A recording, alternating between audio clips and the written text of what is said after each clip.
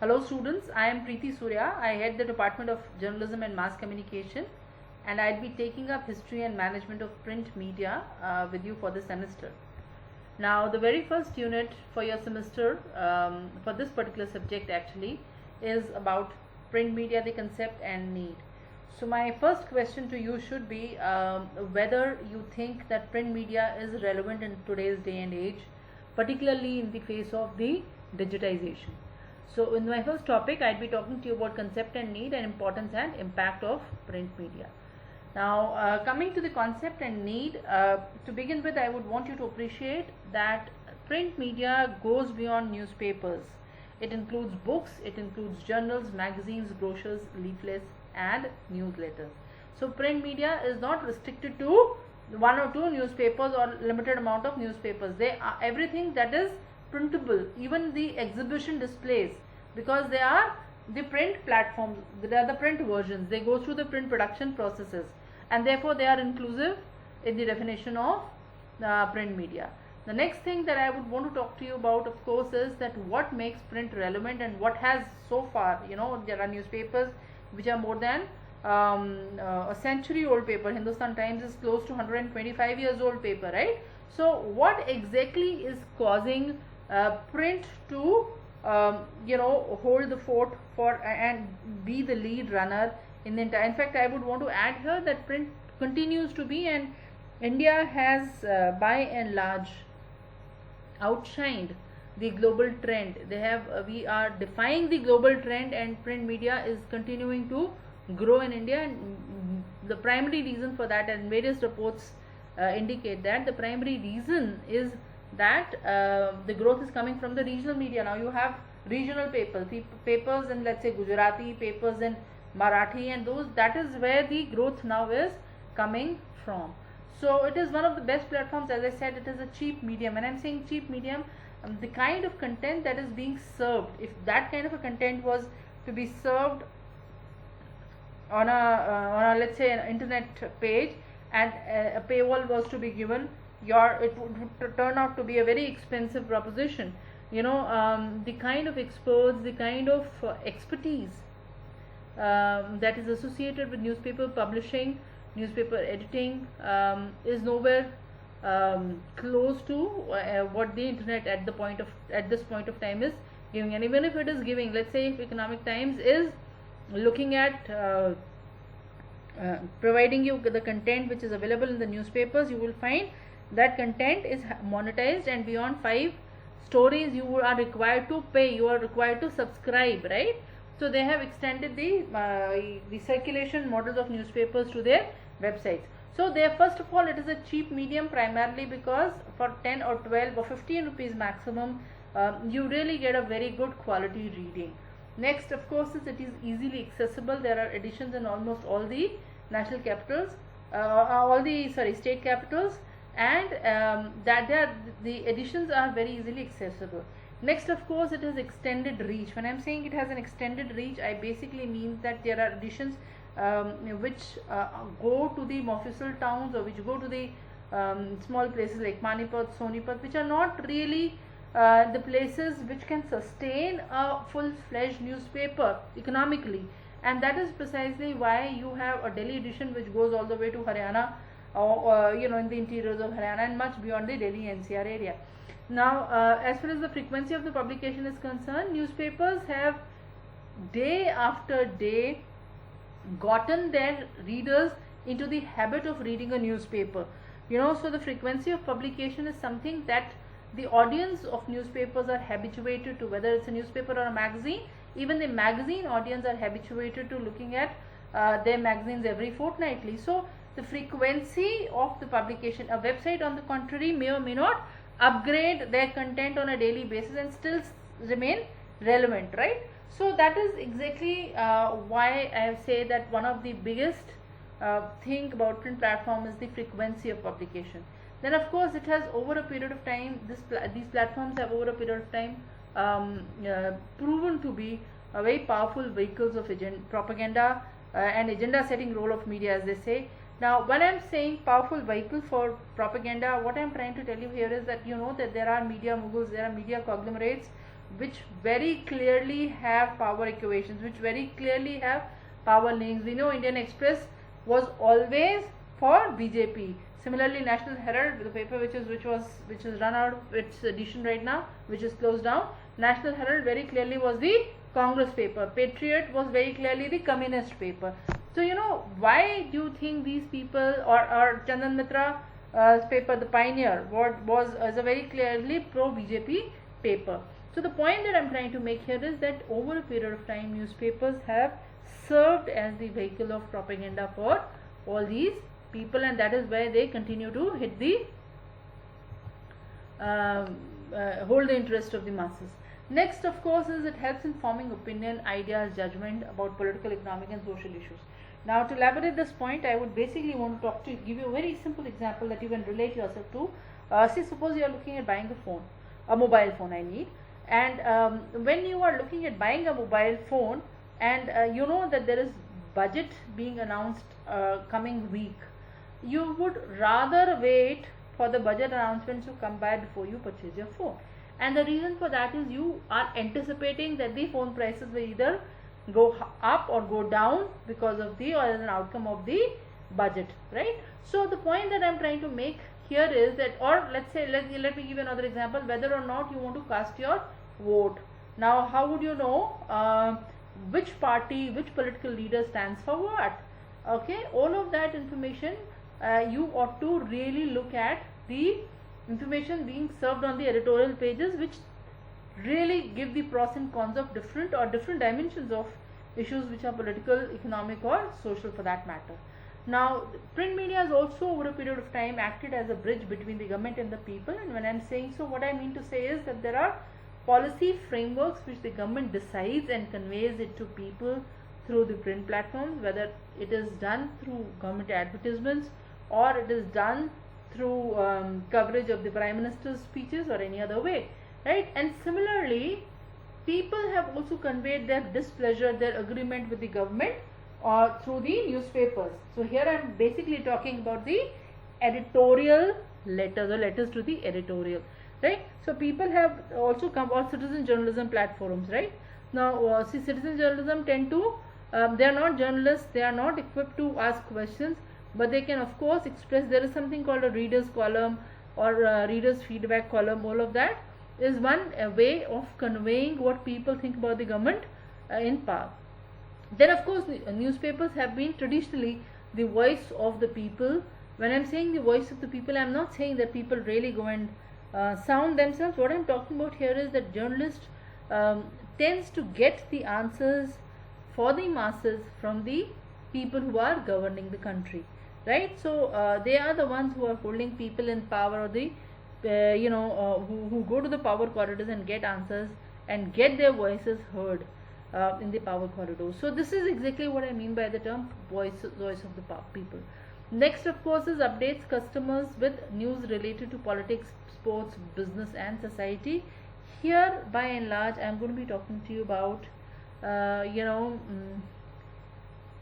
I'm going to be talking to you about the general need. There are gratifications, there are various gratifications that you draw from the print platforms. For instance, let's say a film review.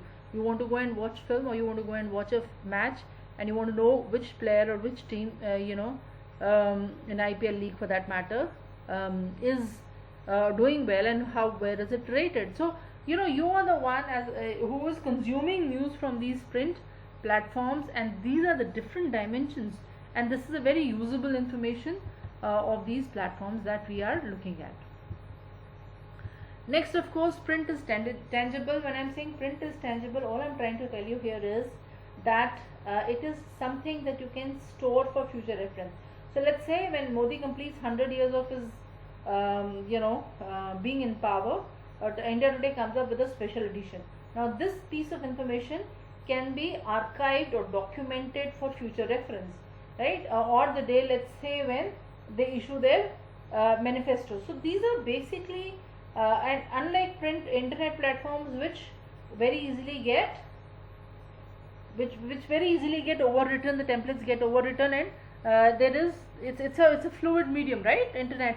is a fluid medium. Print is far more tangible. Then of course next thing is brand establishment. Why print platforms have commanded such a powerful position in India is because of their brand heritage. Like I said, Hindustan Times is 125 years old, and when I'm saying 125 years old, I'm also saying that the authenticity of that particular brand, the credibility of the news reports being published in there, all of this has added to branding of a particular thing. So Times of India, Hindu, these are the brands which are there in the print platforms, and they have a proven track record, and they have withstood and in fact evolved, I would say, in the face of 24/7 television, in the face of digital media coming into existence. Then print to digital versus digital to print. Now the point that I am going to make here about print is that from print platforms, it is you will find timesofindia.com, you will find the Hindu, you will find Economic Times. All these are brands which have made their mark in the print arena, and now they are digressing, or they are evolving into digital editions as well.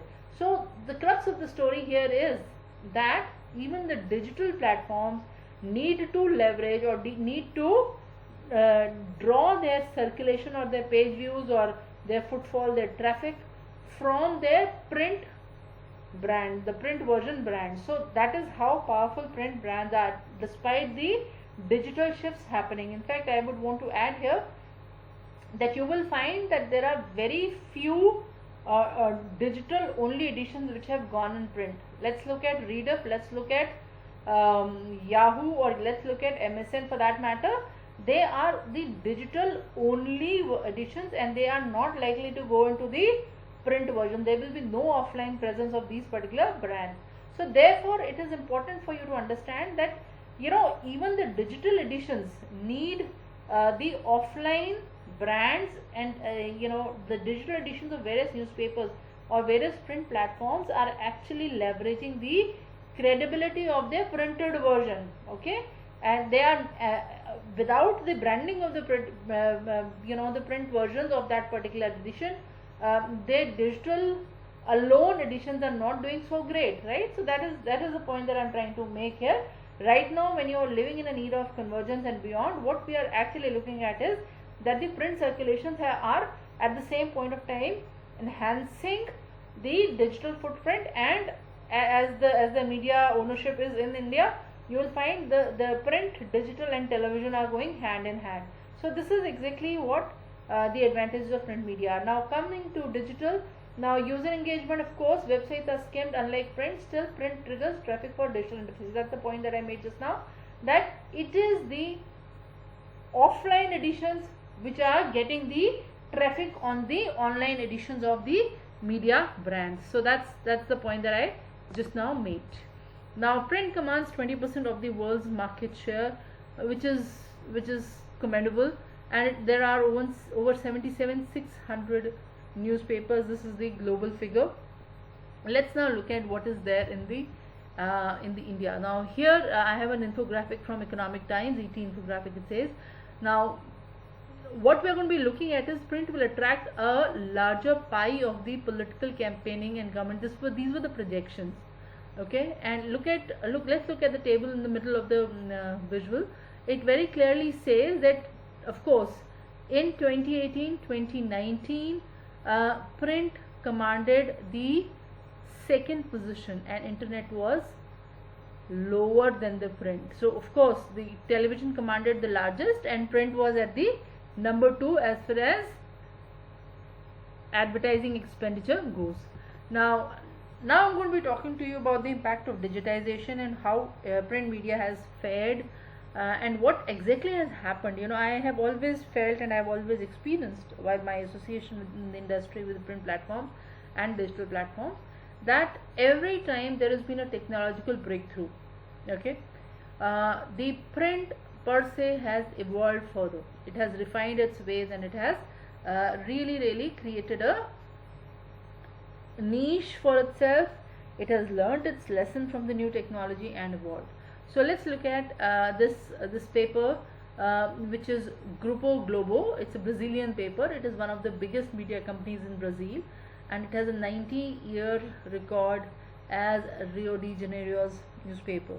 Now this paper owns 8 companies. Now when I'm saying 8 companies, I'm saying that it has presence across media platforms. It has newspapers, it has television, it has radio, internet and magazines.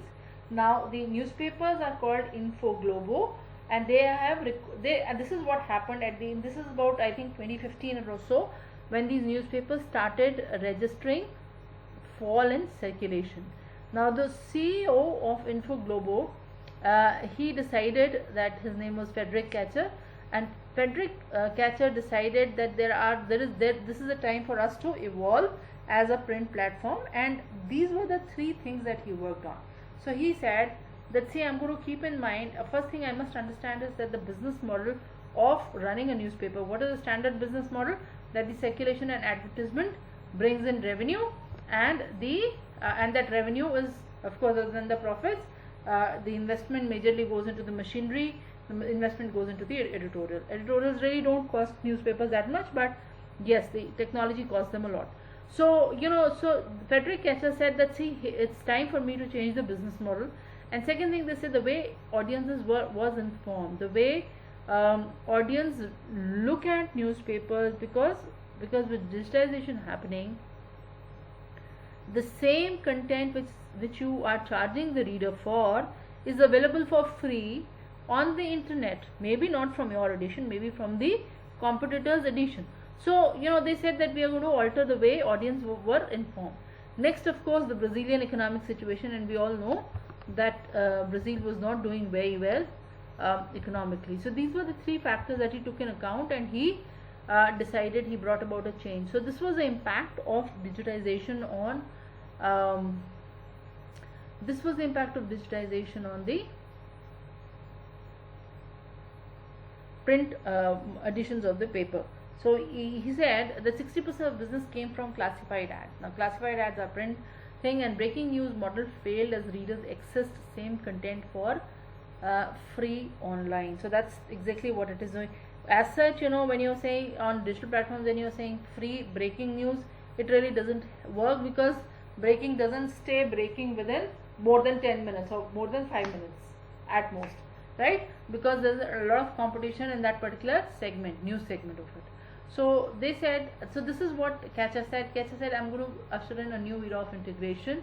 And so these are the papers which belong to the group O Globo, Extra, Expresso, and rest of the info. It's basically what, so we know that O Globo was something like Hindustan Times, Extra was something like the Midday, right?